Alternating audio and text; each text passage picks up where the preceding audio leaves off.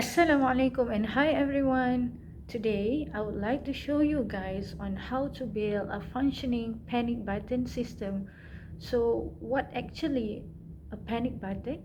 So as we can see in some car park area and car lot, there's an alarm panic button system that has been set up in order to secure the place.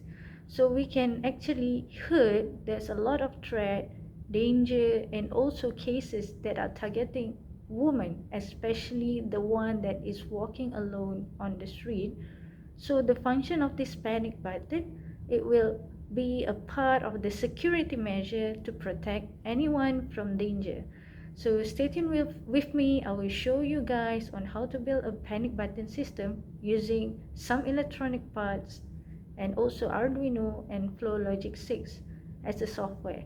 The main part that is being using is the lights from the LED will give out red colors, which indicates danger, and also buzzer will produce a high-pitched sound to give out warning signals and alarm sound to the surrounding. So stay tuned.